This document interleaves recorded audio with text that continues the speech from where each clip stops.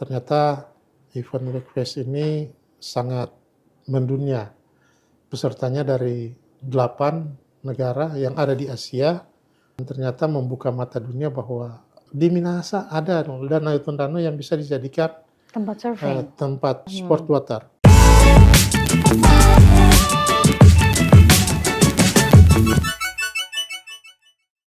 Kabupaten Minahasa berada di utara Pulau Sulawesi. Di sini kita bisa menjumpai danau terluas di Sulawesi Utara, yaitu Danau Tondano. Danau seluas 48 km persegi ini menjadi sumber kehidupan bagi warga Sulawesi Utara karena dimanfaatkan untuk memperoleh air bersih hingga pembangkit listrik. Tidak hanya itu, danau ini juga dimanfaatkan pemerintah setempat sebagai spot olahraga air, misalnya selancar. Event internasional kerap digelar di sini loh. Tidak hanya danau, Kabupaten Minahasa juga memiliki pesona alam eksotis yang kerap dikunjungi wisatawan, seperti pantai dan juga perbukitan. Bagaimana ya cara pemerintah setempat membangkitkan pariwisatanya? Tabea, Pak. Tabea, Rere. Tabea Bakudapa begitu, Pak ya? Selamat Bakudapa. Selamat Bakudapa. Jadi kebetulan kita itu satu kampung gitu, sahabat Kompas.com ya. Jadi tadi kita sempat ngobrol-ngobrol, pengen tahu sih kemajuan kampung saya di tangan Bapak Jeremy itu bagaimana. Nah, kita nanti langsung aja ngobrol-ngobrol langsung bersama Bapak Jeremy. Sehat, Pak? Sangat apa kabar? Baik. Selamat datang di studio kami yang sederhana ini. Terima kasih untuk waktunya, Bapak. Terima kasih juga sudah diundang. Siap. Nah, kalau misalnya lihat-lihat nih Pak, saya tuh terakhir pulang waktu masih kecil, SMP kali ya. Sekarang seperti apa Pak? Kalau misalnya bisa digambarkan ke sahabat Kompas.com, Minahasa itu. Iya, terima kasih untuk kesempatan ini. Kalau saya menggambarkan Minahasa ibarat berlari, ya. Artinya jika dibandingkan dengan misalnya 10 tahun lalu, 15 tahun lalu, tentu ada perbedaan-perbedaan yang sangat banyak, ya, sangat. Karena selama beberapa tahun terakhir ini kan kita fokus pembangunan infrastruktur. Jadi mungkin kalau dulu infrastruktur jalan pasti masih susah jalannya, mungkin ada yang lubang-lubang. Ya, saya masih lubang-lubang ya. itu Pak. Kita di Minahasa ini sudah 78% yang jalannya kategori bagus. Memang masih ada 22% berarti kan itu kemudian jadi fokus kita untuk memperbaiki itu. Tapi biasanya itu di daerah-daerah yang sifatnya pedalaman. Infrastruktur lainnya pariwisata. Banyak sekali destinasi pariwisata di Minahasa sekarang. Kalau jalan ke sana karena kita punya wisata pantai, wisata danau, pegunungan, wisata sejarah, wisata kuliner. Wah, itu Pak yang utama. Dan masih banyak lagi. Infrastruktur lainnya misalnya bidang pendidikan, banyak sekolah-sekolah yang didirikan. Kesehatan, kalau dulu mungkin di beberapa tempat cuma puskesmas pembantu, sekarang puskesmas dengan tampilan gedung yang lumayan. Itu cuma sekilas saja. Itu baru sekilas ya Pak ya. Nah Bapak kan sudah berkarir selama 20 tahun ya Pak di Minahasa sendiri pada Provinsi Sulawesi Utara. Nah dari waktu ke waktu kira-kira apa nih Pak yang ingin diperkuat? Kalau tadi kan Bapak sudah bilang sudah banyak perkembangan, tapi apa yang ingin diperkuat lagi dari sisi pariwisata kah? Atau dari sisi yang lain? Iya, yang pertama tentu saya ingin menyampaikan bahwa saya sudah 5 bulan ya diangkat sebagai pejabat Bupati Minahasa. Pejabat bupati itu punya masa waktu yang jauh lebih pendek dibandingkan dengan pejabat yang definitif. Artinya dengan waktu yang sesingkat itu kita harus berusaha untuk memberikan sesuatu kepada warga Minahasa.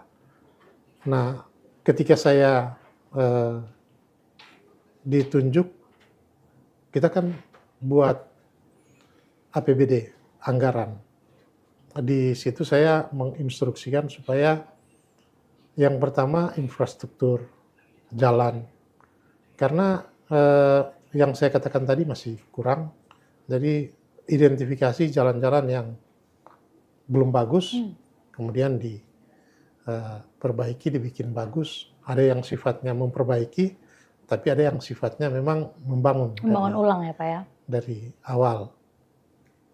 Kemudian infrastruktur bidang pariwisata. Karena kita tahu kan pariwisata itu adalah salah satu cara untuk membuat perekonomian bergerak dengan cepat. Dengan multiplier efek dari pariwisata, maka akan membuat masyarakat lebih sejahtera. Karena majunya banyak ya Pak, mulai dari pariwisata, kulinernya juga ikut maju.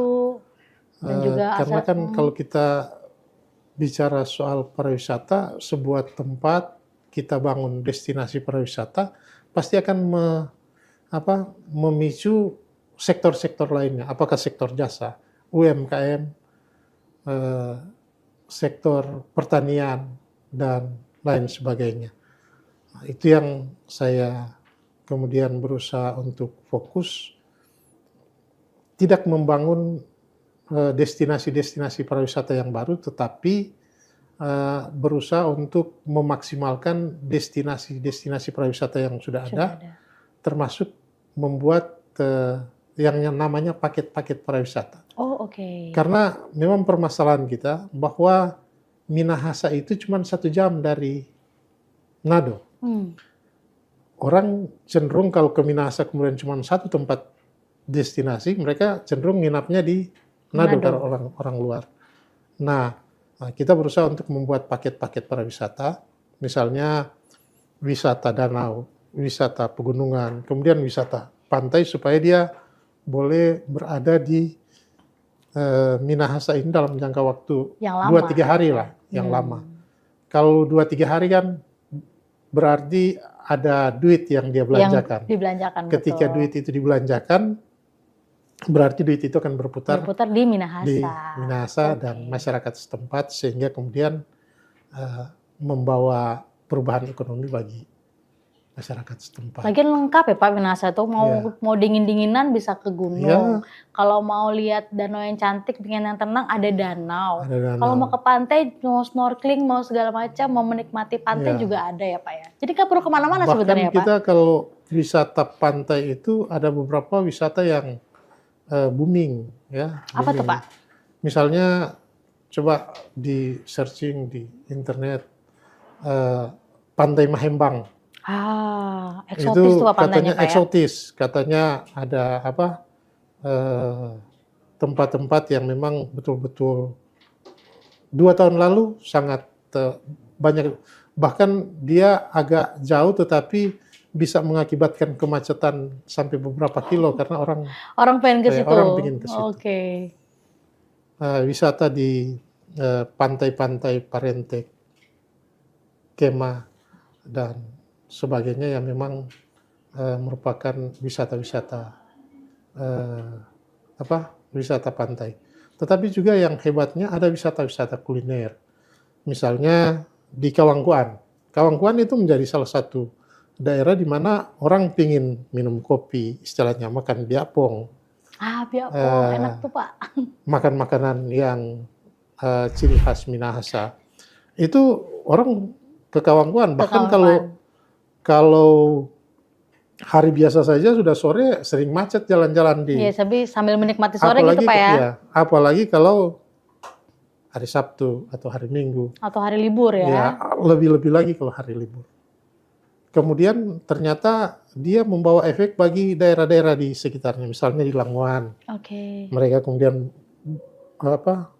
bangun tempat-tempat kuliner, kemudian ke Tomohon. Itu pengaruh-pengaruh dari Kawangkuan ini yang itu ya, Pak. Memang mempunyai efek bagi daerah-daerah yang lain. Jadi biapong itu kayak bakpao, tapi khas di Minahasa. Saya kalau pulang pasti bawa tuh Pak. Ada juga yang kacang. Ya, isinya kacang atau daging ya Pak. Ada ayam.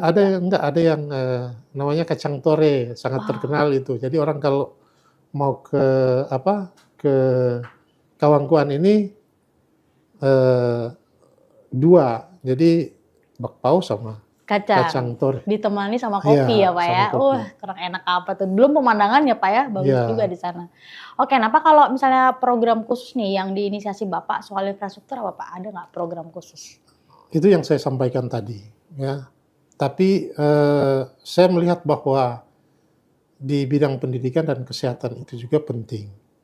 Apa gunanya misalnya kita sudah membangun infrastruktur jalan, kemudian pendidikannya agak kurang, kemudian sarana prasarana kesehatan. Ini kita sementara membangun rumah sakit, Oke. rumah sakit daerah. Diusahakan tahun ini sudah Rampung. operasional. Oh oke. Sudah operasional rumah sakit di Tondano. Bangunannya ya lumayan. Kita tahun ini pokoknya bagaimana caranya kita anggarkan di APBD supaya dia selesai. Demikian juga misalnya infrastruktur di bidang pendidikan, sekolah-sekolah kita berusaha untuk memperbaiki karena saya berusaha mengidentifikasi sekolah-sekolah yang dari sisi bangunan sudah kalah. Misalnya masih ada yang semi permanen, saya instruksikan kepada Kepala Dinas Kesehatan Asisten 1 untuk memperbaiki sekolah-sekolah tersebut. Karena ternyata memang masih ada yang seperti itu. Jadi diidentifikasi, dilaporkan, kan anggaran pendidikan 20% dari APBD. Betul. Masa untuk bangun sekolah kita, kemudian masakan masih ada sekolah-sekolah yang Seperti itu ya Pak. seperti yang itu. permanen Harusnya tadi ya. sudah tidak ada. Tetapi yang paling penting juga inovasi teknologi, ya, untuk membangun birokrasi pemerintahan yang capable. Sekarang kita harus menyesuaikan. Saya mendorong ke perangkat-perangkat daerah yang ada di lingkungan pemerintah Kabupaten Minahasa untuk mempunyai yang namanya inovasi. Jadi mereka ciptakan inovasi-inovasi yang membuat pelayanan publik itu jadi semakin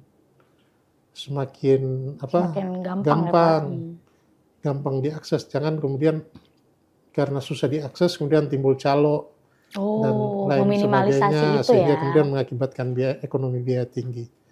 Jadi dengan ada aplikasi-aplikasi di kantor-kantor kan semakin gampang.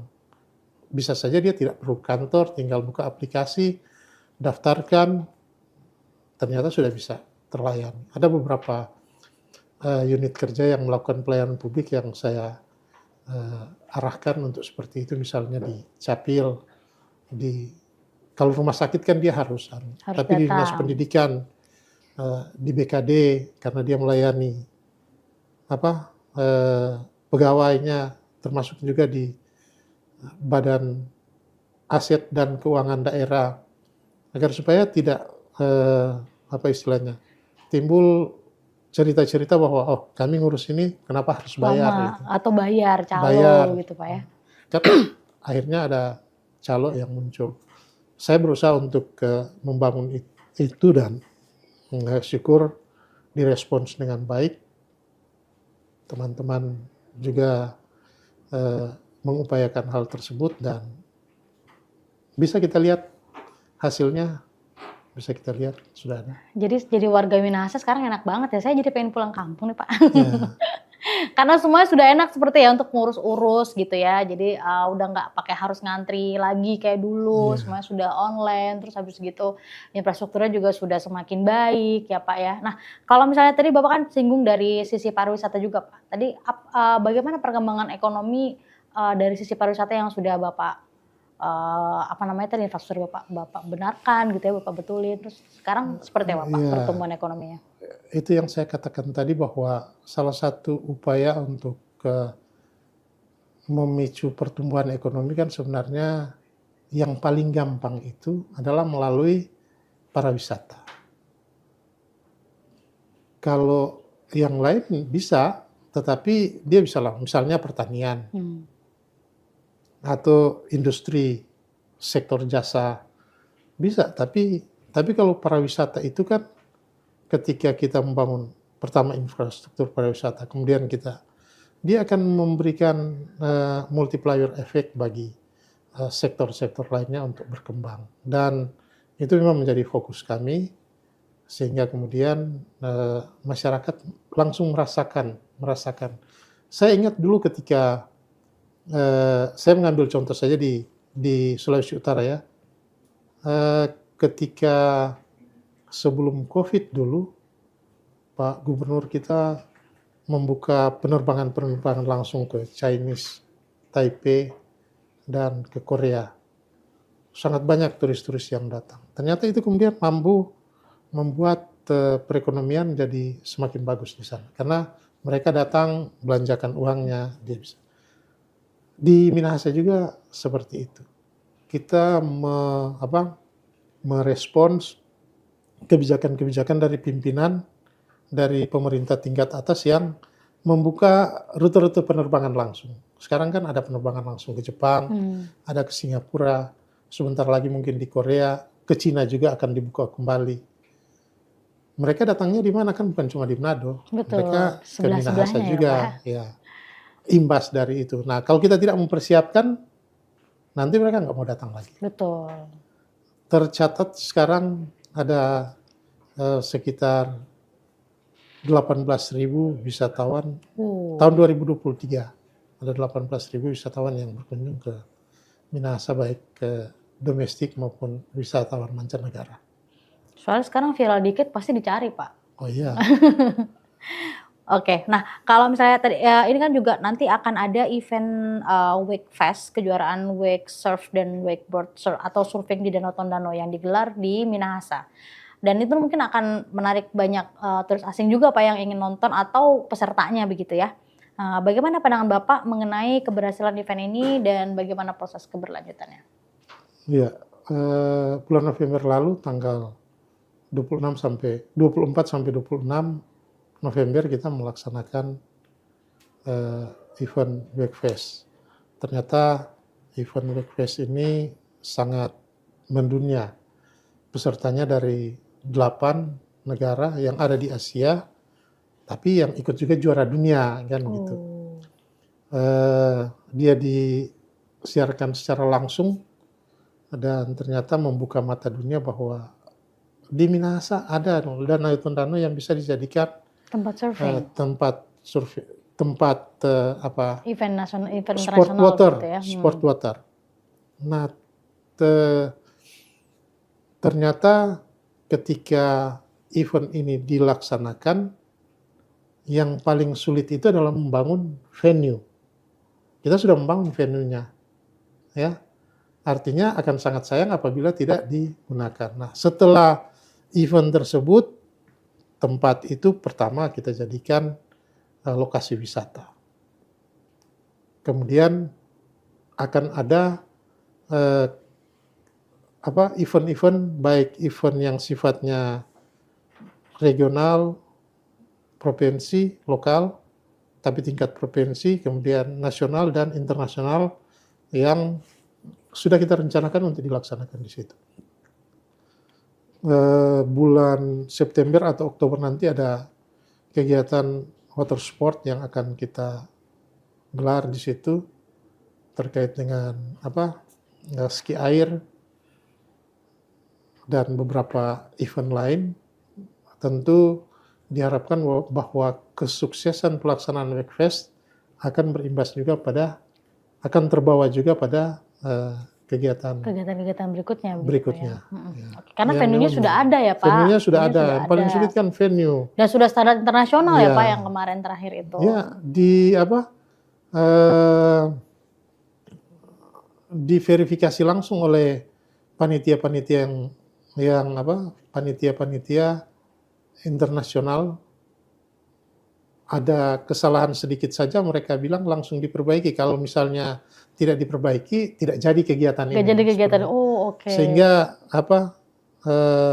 kendali mutunya memang betul-betul QC-nya langsung dari profesional gitu Pak ya. Karena Danau Tondano itu juga luas banget nih sahabat Kompas.com. 48 km persegi ya Pak? 48 km persegi. Jarak dari titik yang satu ke titik yang satu itu 25 km. Kemudian lebarnya sekitar 15 km. Kedalamannya sekitar, yang paling dalam itu waktu Event West kita ukur 17 meter. Wah, Itu paling dalam. pantesan bisa jadi venue untuk event internasional ya Pak yang Iya. kemarin ya. Oke, nah selain potensi itu juga di daerah Minahasa ini juga terkenal dengan potensi hortikulturanya Pak, budaya tanam kebun dan pertanian. Komoditi apa saja yang jadi keunggulan Kabupaten Minahasa saat ini Pak? Ya, kalau sektor perkebunan hortikultura sangat banyak sebenarnya petani-petani ya, mulai dari yang namanya cabai merah, tomat, tapi dia tersegmen, artinya dia misalnya di daerah ini dia lebih banyak cabai, tomat, karena kan itu tidak bisa tumbuh di sembarang tempat gitu. Betul. Ada sayur-sayuran sangat banyak di sana karena sayur-sayuran itu kan dia harus daerah yang Dingin. hawanya agak dingin. Agak tinggi. Misalnya di Kawangkuan, di Tompaso atau di Languan itu sangat cocok untuk sayur-sayuran. Mulai dari kol, kemudian ada bawang batang. Ya banyak lagi lah, banyak hortikultura yang ada di Minahasa, yang dimana hortikultura ini bukan cuma dikonsumsi di daerah, tetapi juga Minahasa bisa dikatakan sebagai dapurnya Indonesia Timur. Oh, oke. Karena menyuplai hortikultura itu di Maluku Utara, juga sampai dengan di Papua dan daerah-daerah. Oh, wah, berarti sekitar sebagai lumbung hortikultura juga ya? Lumbung hortikultura bersama-sama dengan Minahasa Selatan yang namanya Modoinding, bersama-sama dengan juga Tomohon. Oke, jadi kalau masalah komoditi pangan sebenarnya sudah mandiri begitu Pak ya kalau Minahasa itu ya? Ya, Secara hortikulturanya itu ya? tergantung dari jenis hortikultura apa. Karena ada juga memang kita yang tidak cukup untuk dikonsumsi. Misalnya cabai merah. Cabai merah kalau dalam dikonsumsi lokal, karena kan orang Minahasa itu terkenal suka pedas. Betul, ya. rica-rica. Jadi kalau dia salah satu pemicu inflasi terbesar itu adalah cabai merah di sana. Oh, oke. Artinya kalau cabai merahnya naik, pasti akan berakibat pada inflasi. Kita akhirnya apa? Datangkan dari luar. Gitu. Jadi masih ada. Karena memang tergantung musim juga. Musim tanamnya yang memang tidak boleh sembarangan kan. Betul. Ya. Kalau musim hujan gini nggak bisa nanam ya Pak? Kalau padi kita sebenarnya dari sisi produksi bisa memenuhi kebutuhan untuk Minahasa. Cuman kan petaninya tidak ada aturan bahwa mereka cuma harus jual di Minahasa. Jadi kan mereka jualnya bisa di Tomohon, bisa di Manado, bisa di Minahasa Selatan, bahkan keluar daerah untuk ke produksi padi di kita. Oke, berarti nah kalau misalnya daerah Minahasa sendiri, apakah ada budaya nih Pak? Kita ngomongin budaya nih Pak sekarang. Kalau ada nggak sih budaya ciri khas yang mungkin berbeda dengan Minahasa Utara, Selatan, dan Tenggara? Budaya, ya kita punya ciri-ciri khas tersendiri. Misalnya, katakanlah dari dulu itu masih ada yang namanya budaya Mapalus.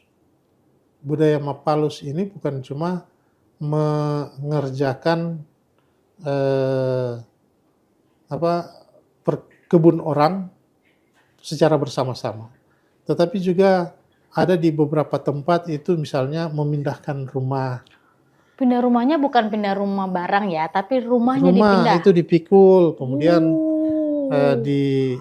tapi kan itu harus rumah yang rumah papan ya Pak. Itu masih ada beberapa tempat yang memang masih mempertahankan budaya seperti itu. Di samping tentu yang sifatnya seni, kita punya kolintang. Kolintang itu alat musik. Dia bisa dimainkan bukan cuma lagu-lagu lokal, tetapi malah lagu-lagu internasional juga ya Pak? Internasional, termasuk musik bambu. Kita masih punya di sana. Itu bahkan mereka latihan lagu-lagu barat mereka latihan supaya ada ciri khasnya kan, di samping tentu lagu-lagu daerah. Saya rasa kalau soal budaya kita punya budaya orang Minahasa ciri khas tersendiri. Mulai dari tari-tarian, sifat perilaku, bahkan di sana ada desa yang diusahakan untuk dijadikan desa adat. Gitu. Karena mempunyai karakteristik yang sangat spesifik dibandingkan dengan desa-desa yang lain. Apa itu Pak spesifiknya di desa itu? Ya, dari cara misalnya kultur gaya hidup itu agak berbeda dengan desa lain. Kebersamaan mereka juga, itu diusulkan ke provinsi, kita lihat, kita dipelajari. Kebetulan saya Kadis PMD dulu, itu kita usahakan supaya dijadikan desa adat dengan melihat pola perilaku yang berbeda dengan desa-desa yang lain. Atau mungkin justru malah masih original gitu Pak ya di situ ya. Oke. Nah, kalau misalnya tadi kan kita udah ngomong kelebihan dan juga banyak yang sudah Bapak buat di Minahasa ya. Apa sih Pak kekurangan dari Kabupaten Minahasa ini yang mungkin ingin Bapak segera selesaikan, ini harus segera nih gitu? Ya, kalau kita bicara soal kekurangan kan pasti banyak ya. Artinya dalam penyelenggaraan pemerintahan, pembangunan di negara manapun, semaju apapun negara tersebut, pasti tetap punya kekurangan-kekurangan. Tetapi yang saya lihat kalau misalnya di Minahasa ya, yang pertama infrastruktur tentu. Mulai dari infrastruktur jalan yang saya katakan tadi. Memang di sana sudah 78% yang baik, tapi masih ada 22% yang kurang baik. Biasanya kan orang itu di kinerjanya diukur bukan dari apa yang dia sudah buat, tetapi dari apa yang dia belum bikin gitu. Oh, Anda belum bikin ini, belum bikin ini, belum bikin ini. Padahal yang dibuat sudah banyak. Itu tentu menjadi fokus saya. Yang kedua yang saya katakan tadi, bidang pendidikan. Bidang pendidikan memang kalau kita lihat pendidikannya tidak kalah dengan, tapi masih ada sekolah-sekolah yang memang harus diperbaiki karena cukup memprihatinkan juga, sudah diidentifikasi. Termasuk yang kesehatan. Kesehatan itu kan hal yang sangat penting. Nanti orang datang di puskesmas atau puskesmas pembantu, kalau sarana prasarananya agak kurang kan bisa sakit lagi dia. Termasuk tentu penanganan stunting itu kan program nasional. Betul. Kita sebelumnya stunting itu 2,1. Kalau rata-rata prevalensi yang hendak dicapai oleh nasional kan 12. Kita sudah bisa sampai 14, tapi belum sampai di 12. Kita ingin sampai dia 0 stunting lah di sana. Nah, bagaimana caranya? Ya tentu harus ada langkah upaya. Kami perangkat-perangkat daerah termasuk saya sendiri sebagai bupati menjadi yang namanya bapak dan ibu asuh bagi anak-anak yang terindikasi terkena stunting. Dengan cara seperti itu diharapkan bahwa sepanjang dia kena terindikasi stunting dan masih bisa bisa disembuhkan, ya tentu akan kami upayakan seperti apa langkah yang harus memberikan bantuan, memberikan perhatian. Kalau saya langsung kepada anak tersebut, langsung kepada, karena sebagai bapak asuh kan. Betul. Demikian juga misalnya yang hadir di sini Pak Asisten satu ini. Ada anak asuh stuntingnya. Nah, supaya lebih fokus, jangan global kan kemudian nggak tahu nanti ini mau apa. Tapi kalau satu persatu kan. Jadi Kan lebih terawat gitu Pak lebih, ya, ya, lebih nyampenya juga lebih ya, enak gitu, lebih fokus ke anaknya tersebut. lebih kena sasaran lah. Betul, lebih tepat sasaran juga. Wah, berarti sebenarnya masih banyak ya Pak PR-PR yang ingin Bapak segera selesaikan. Semoga segera terselesaikan, jadi semakin Ya. baik lagi Minahasa ke depannya semakin baik lagi. Nah, terakhir nih Pak, apa harapan Bapak untuk Kabupaten Minahasa yang ingin disampaikan untuk pemerintah pusat dan juga masyarakat Minahasa? Yang pertama kalau harapan saya tentu siapa sih daerah yang tidak ingin minta diperhatikan? Pasti minta diperhatikan. Ada anggaran-anggaran yang memang berbasis masyarakat, ya, jika bisa direalisasikan untuk masyarakat, anggaran-anggaran untuk infrastruktur, seperti misalnya sesuai dengan kewenangan. Seperti misalnya kalau soal infrastruktur jalan kan, kita punya kewenangan, kabupaten punya kewenangan. Ini jalan saya. Tapi bisa saja kemudian karena masyarakat tidak tahu, misalnya ada infrastruktur jalan yang rusak, tapi kewenangan pemerintah provinsi. Ya, kita harus minta. Demikian juga kewenangan pemerintah pusat. Nah, yang menjadi kewenangan-kewenangan ini tentu minta diperhatikan. Kami tidak meminta misalnya yang menjadi kewenangan kami kemudian pemerintah pusat yang selesaikan, tidak seperti itu. Tapi yang menjadi kewenangan pemerintah pusat tentu diselesaikan oleh daerah. Di samping itu tentu ada juga perjuangan-perjuangan yang dilakukan oleh anggota-anggota DPR RI untuk membangun sarana prasarana jalan di sana ya. Nah, tentu diharapkan karena kalau sarana prasarana jalan itu bangun kan konektivitas jadi lebih gampang. Jadi lebih mudah. Betul. Ketika konektivitas lebih gampang, mobilisasi produk-produk pertanian itu dan distribusinya pasti lebih gampang. Itu kan akan membangun ekonomi rakyat. Oke. Ada yang mau disampaikan untuk masyarakat Pak? Ya, untuk masyarakat tentu saya berharap agar bekerja keras. Tidak ada cara untuk keluar katakanlah dari kemiskinan, dari keterpurukan, dari keterbelakangan ekonomi apabila tidak bekerja keras.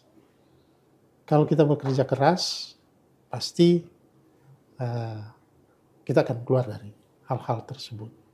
Di samping itu, dunia sekarang perlu inovasi. Kalau kita diam, pasti kita tidak bisa berkembang. Tertinggal ya Pak ya? Tertinggal pasti. Itu saja mungkin kalau untuk masyarakat. Oke, semoga masyarakat Minahasa mendengarkan ini Bapak Jemi langsung ngomong nih, kita mau bekerja terus ya Pak ya, kerja keras terus, habis gitu kalau seperti warga Minahasa yang lagi di luar, kalau misalnya susah pulang juga ke Minahasa, kita bangun Minahasa bersama, begitu Pak ya? Oke. Terima kasih Bapak untuk waktunya dan juga ngobrolnya bersama kami Nusaraya. Semoga nanti kalau saya ke sana, saya bisa ketemu Bapak lagi di sana mungkin Pak ya? Pasti. Kita baku dapat lagi Pak. Apalagi satu kampung. Apalagi satu kampung. Salam untuk warga Minahasa Pak. Sampai jumpa kembali.